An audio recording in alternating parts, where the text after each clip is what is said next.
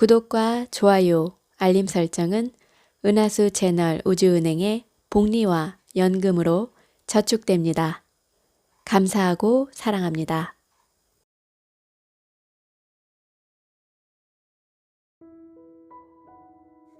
인간의 궁극적인 질문은 나는 누구인가? 입니다. 기나긴 인류 진화사에 무수히 많은 현자들은 꼭 집어 어느 누구도 알아듣기 쉽게 속 시원하게 삶의 해답을 가르쳐주지 않았습니다. 어쩌면 이들은 최선을 다해 답을 알려주었겠죠. 그들 생각을 오히려 못 알아듣는 우리들이 안타까울지도 모르겠습니다. 그래도 이 막연한 답들엔 공통점이 있어요. 한결같이 눈을 안으로 돌려라. 내 안에 해답이 있다입니다. 이럴 때 참 좋은 도구 하나가 꿈이고 상상입니다. 꿈은 나는 누구인가 또는 내 삶의 의미는 무엇인가 라는 궁극의 질문에 대해 각자가 자신의 해답을 찾을 수 있도록 영혼이 밤마다 친절하게 보내주는 메시지입니다. 비가시적인 염원과 에너지와 진화의 동력이 볼 수 있고 체험할 수 있도록 제 모습을 선명하게 드러나는 만화경입니다. 소중한 잠을 자는 동안 뿐만 아니라 적극적으로 하는 명상도 상상의 힘을 이용해 우리가 인식하는 세계보다 더 중요한 보이지 않는 세계와의 소통을 활성화시키는 기법입니다. 우리가 누구인지 제대로 알고 온전하고 통합된 인간이 되려 한다면 무의식과 대화를 해야 합니다. 꿈속에서 하는 얘기를 알아들어야 합니다. 우리의 진짜 존재들이 무의식 안에 잠들어 있고 우리 성격을 결정하는 여러 요인들이 무의식 안에 숨어 있기 때문입니다. 무의식 세계에 다가가 상징 언어를 배운다면 삶을 좀 더 풍요롭고 충만하게 살 수 있습니다. 무의식에 휘둘리거나 맞서 싸우는 대신 무의식과 동반자가 되는 삶을 살 수 있을 것입니다. 이 책은 무의식 세계를 탐색해온 존슨이 현대인의 눈높이에 맞추어 그려낸 나는 누구인가로 향하는 내면으로의 여정에 도움이 되는 지도입니다. 꿈과 적극적인 명상을 통한 자기 탐색을 지금 시작합니다.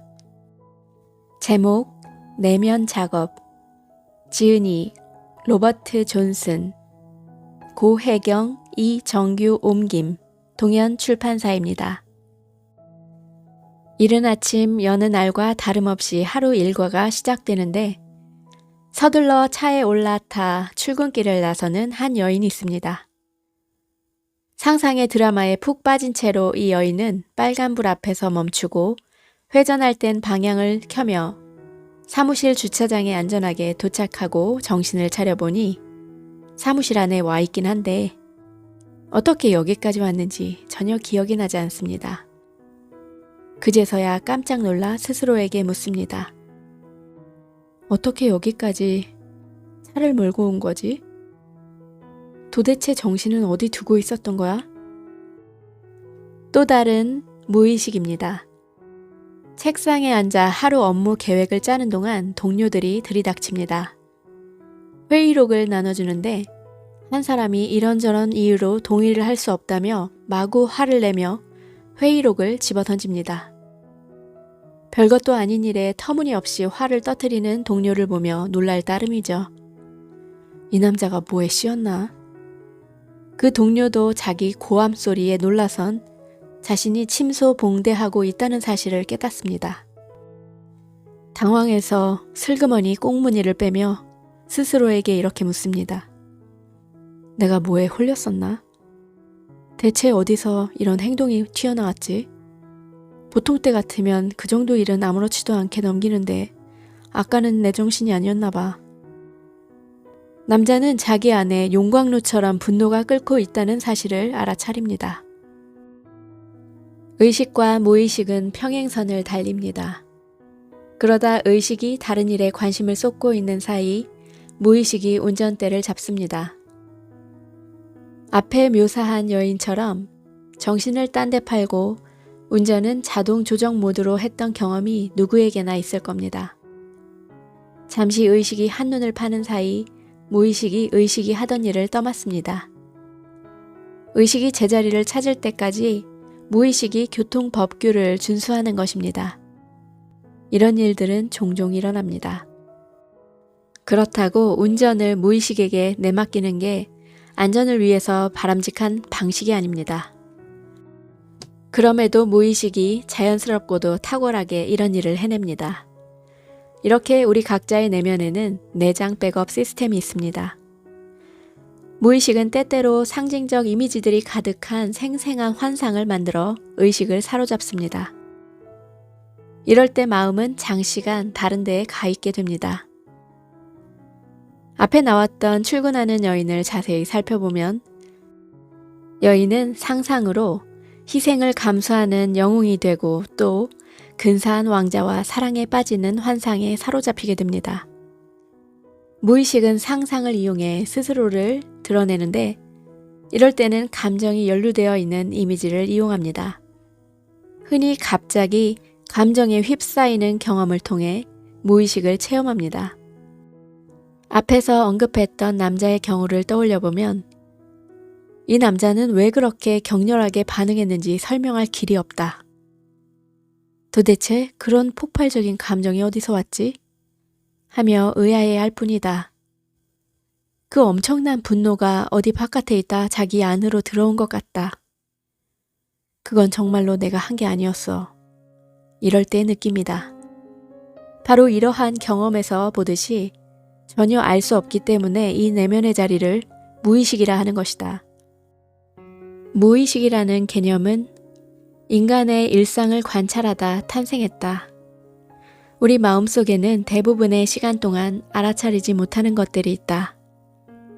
그러다 알지 못하는 곳에서 예상치 않게 떠오르는 기억 한 조각이나 즐거운 연상, 이상이나 신념 같은 걸 알아차릴 때가 있다. 그런데 이런 요소들은 우리 안 어딘가에 오랫동안 간직되어 있었던 것이라는 느낌이 든다. 그곳이 도대체 어디란 말인가? 이 자리는 정신에서 의식의 경계를 넘어서는 미지의 영역이다.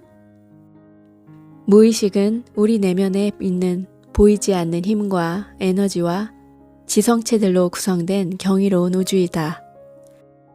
무의식은 우리가 알고 있는 영역 너머의 대단히 넓고 깊은 영역인데 하루하루의 일상에 무의식과 의식은 나란히 공존을 한다. 무의식도 나름의 완벽한 삶을 영위하고 있다.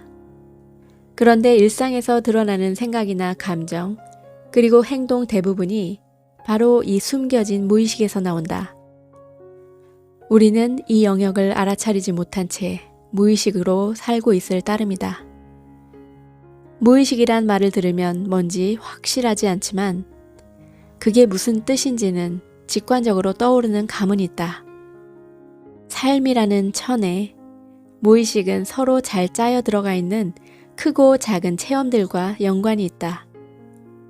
누구나 의식이 어디 다른 곳에 가 있는 동안 무의식적으로 뭔가 하다 깜짝 놀란 경험들이 있을 것이다. 대화를 하다 이런 일은 일어난다. 대부분 놀라고 당황해서 도대체 이게 어디서 왔지? 이 문제에 내가 이토록 비중을 두고 있는지도 몰랐는데 하고 반응하는 일이 다반사다. 여기서 늘 해오던 이런 식보다 한 걸음 더 앞서 나아가 보자. 예기치 않게 올라오는 무의식의 에너지에 조금이라도 더 민감해지려면 약간 다른 접근이 필요하다. 내 안에 어떤 부분이 이렇게 믿고 있어? 내가 왜 이 문제에 이토록 강하게 반응하지? 좀 더 들여다보는 방법을 배울 수 있다. 나를 덮친 것은 무의식에서 예기치 않게 올라온 에너지이다. 만일 그런 행동을 하고 나서 그건 내가 아니었어 라고 생각한다면 이 표현은 나라는 영역에 무의식도 포함된다는 사실을 모르고 있다는 말이다. 우리 내면에 숨겨진 부분들은 강한 감정을 가지고 있다. 그 감정들은 표현을 하고 싶어 한다. 그리고 우리가 내면 작업을 하는 방법을 배우지 않는다면 이 부분은 의식의 시야에 가려진 채 숨어만 있게 될 것이다. 때로 이런 숨겨진 인격들이 우리를 당혹스럽게 만든다. 폭력적으로 표출되기도 하고 이런 상황을 연출하고 나서 당황해하고 부끄러워한다. 그렇지만 때로 이런 경험이 내면에 존재하지만 있는 줄도 몰랐던 힘의 본질을 인식하는 계기가 되기도 한다. 이전과는 비교할 수 없을 정도로 분명하고 지적으로 뭔가를 표현하기도 한다. 자신이 모르던 지혜를 발견하기도 하고 인정하지도 않던 아량과 이해심을 베풀기도 한다. 경이로운 자기 체험을 하는 것이다. 이런 걸 경험하면 나는 내가 생각했던 것과는 전혀 다른 사람이구나. 긍정적이든 부정적이든 간에 내 자신의 일부라고 미처 생각조차 못한 특질이 내 안에 있었구나 하고 인정하게 된다. 단순히 말하자면 무의식은 눈에서 멀어져 마음에서도 멀어진 그런 자리이다.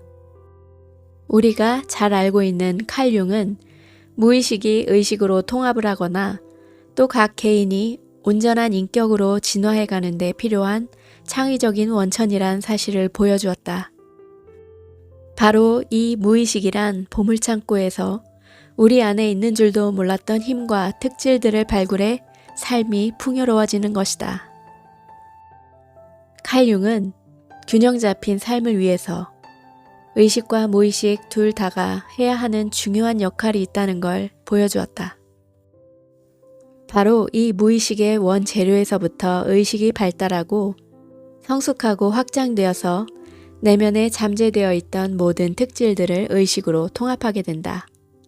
바로 이 무의식이란 보물 창고에서 우리 안에 있는 줄도 몰랐던 힘과 특질들을 발굴해 삶이 풍요로워지는 것이다. 융은 이런 균형 잡힌 삶을 위해 의식과 무의식 둘 다가 해야 하는 중요한 역할이 있다는 것을 보여주었다. 인간은 소우주다. 따라서 우리 각자 안에서 대우주의 진화가 그대로 실행되어야 한다. 무의식의 요소들이 의식으로 통합되는 우주의 거대한 흐름에 그 누구도 예외일 수 없다. 또 우리 각자는 자아가 무의식을 향해 되돌아가려는 역으로의 움직임, 즉 의식적 탄생의 토대인 근원으로 회귀하려는 움직임에도 연루되어 있다. 각자 무의식에는 기본적인 패턴, 청사진이 있다. 이 청사진에 따라 출생에서부터 심리적 성장이 아주 느린 시기를 거치며 그 뒤 진정한 내면의 성숙을 이루기까지 의식 발달과 온전한 인격 형성이 이루어진다. 우리 대다수는 날것의 에너지 창고에서 아주 작은 부분만을 의식으로 통합시켜 왔다. 본래의 청사진에서 볼 때 우리의 진화는 지극히 일부만 의식으로 통합하는 수준에 머물러 있다. 개인의 내면에 있는 무의식적 모델을 이해하기 위해 대성당을 축조하는 과정을 비유로 들어보면 처음 설계 단계에서 물리적인 실체로 전환하려 할 시점엔 일반적인 윤곽만 잡힌다. 그러다 어느 정도 시간이 지나 완성된 예술품이 어떤 모습일지 전체 그림이 그려질 정도로는 골격이 드러난다. 그러고도 여러 해가 지나서야 돌을 쌓아 올릴 수 있고 구조물이 위로 올라간다. 한참 뒤에 어느 날 마지막 돌을 놓으면 비로소 작업이 완성되고 건축물의 웅장한 비전이 완전히 드러나게 된다.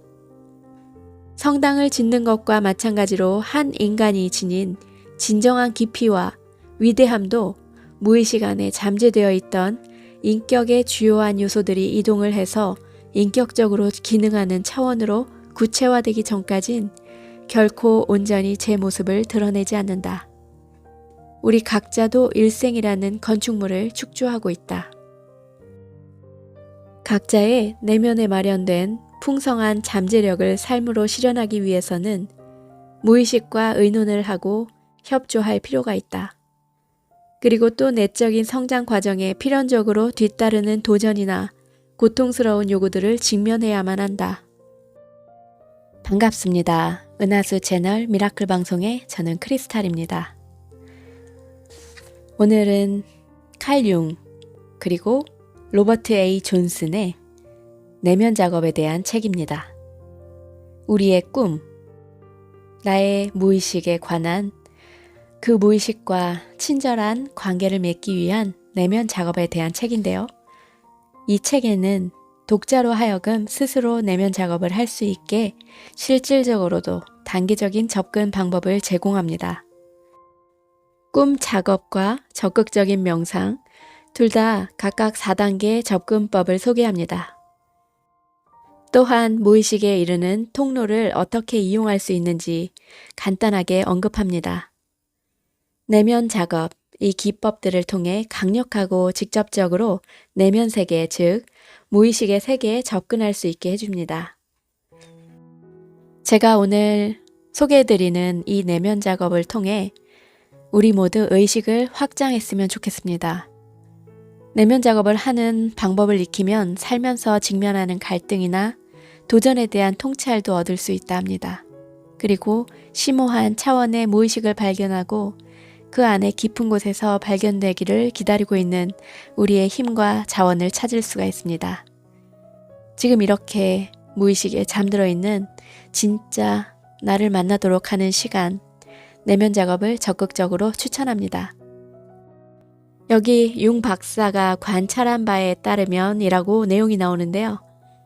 호주 원주민들은 깨어있는 시간 중에 3분의 1을 내면 작업을 한다 해요.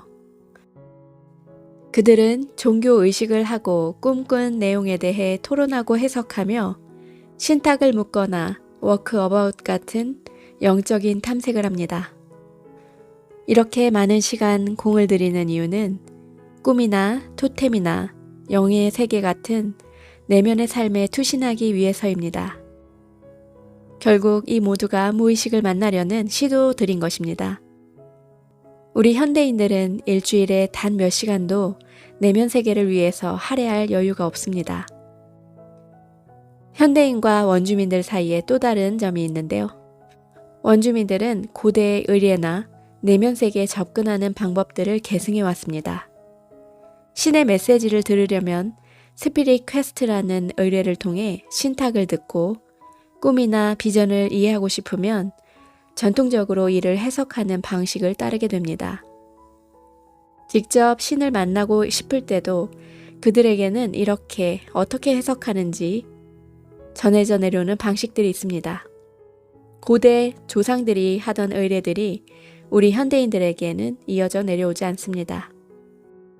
그래서 이 책을 읽어야 하는데요. 이 책에서 탐색할 내면 작업의 형태들은 융 박사의 가르침이나 통찰을 바탕으로 한 것입니다. 물론 꿈 작업은 융 학파의 꿈 해석 법으로 유래한 것으로 독자들은 꿈의 상징적인 언어를 읽어내는 법을 익히게 됩니다. 적극적인 명상은 의식과 무의식 간에 작용하는 관계를 더욱 발전시키기 위해 상상의 힘을 이용하는 특별한 방법입니다. 이는 오래된 방법이지만 현대인들이 적용할 수 있도록 융 박사가 새로운 틀을 만들었습니다. 적극적인 명상은 마음속에 한 가지 염원을 품고 상상을 하는 심상화 기법하고 같지 않습니다. 적극적인 명상에는 각본이 없습니다. 직접 무의식으로 들어가 거기 뭐가 있는지 아니면 누가 있는지 찾아내서 그 존재가 의식에게 제공할 수 있는 게 무엇인지를 배우는 것입니다. 무의식은 의식의 목표에 부합하도록 의식이 조작할 수 있는 것이 아닙니다. 더욱 충만한 성장을 위해 무의식은 동등한 파트너로 의식과의 대화에 참여합니다. 꿈을 통해 무의식이 의식에게 말을 걸어온다는 것은 일반적으로 알려진 사실입니다. 꿈이 말하려는 것을 알아차리려면 진지한 노력이 필요하고 또 우리의 시야를 좀 더 확대할 필요가 있습니다. 꿈이 너무 쉽게 해석되면 해석이 정확하지 않거나 별로 깊이가 없을 가능성이 높습니다. 여러분은 이 책을 통해 그 방법을 익히게 될 것입니다. 자신의 꿈을 믿고 자신의 무의식을 믿으세요. 꿈을 통해 뭔가를 배우려 한다면 꿈으로 작업을 하세요. 마치 일상을 함께하는 동료들처럼 꿈에 등장하는 상징들과 함께하세요. 그리한다면 상징들이 정말 자기 내면 세계에 함께하는 동료들이란 사실을 발견하게 될 것입니다. 꿈 작업으로 들어가기 전에 다루게 될 4단계의 기초법은 연상하기, 꿈에 등장하는 이미지를 내면의 역학과 연결하기, 다음 해석하기, 다음 꿈을 더욱 구체적으로 전개할 의뢰하기. 첫 번째 단계는 꿈에 나타나는 이미지에 대한 반응입니다. 무의식에서 연상되는 점들을 찾아내는 것입니다.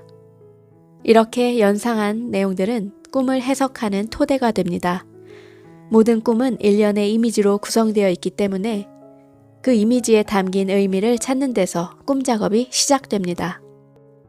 두 번째 단계는 우리 내면의 어떤 부분이 꿈 이미지들로 나타나는지 살펴보는 것입니다.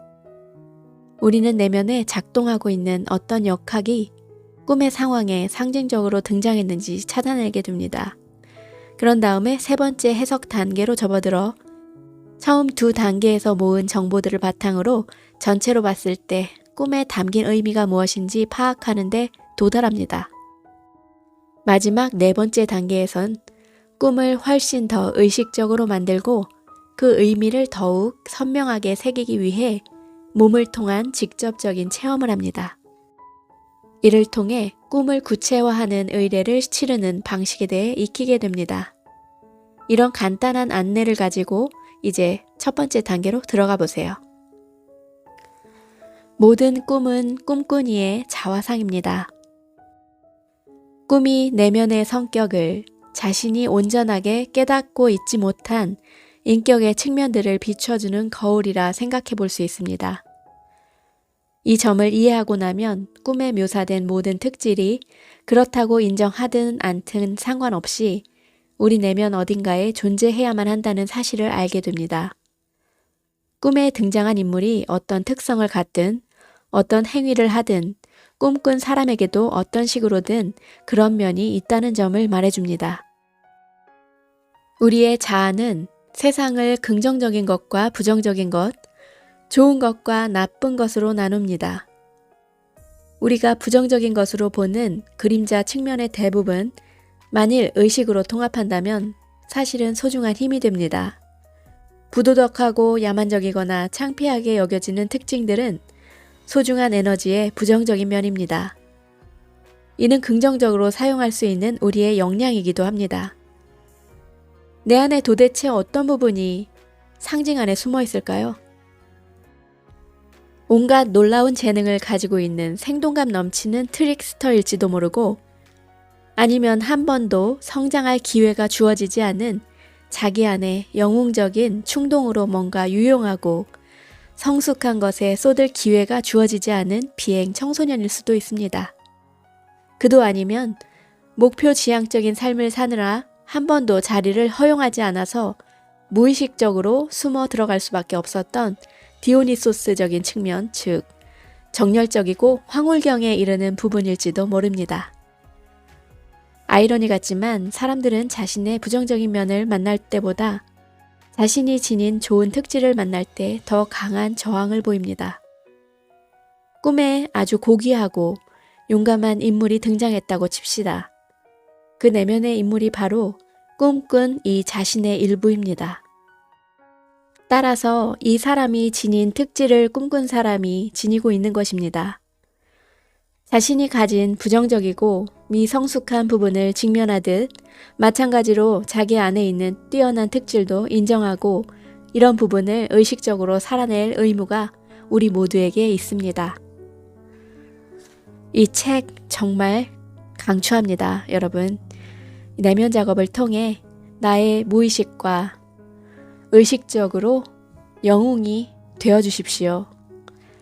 우리 우주님들 너무나 감사합니다. 사랑합니다.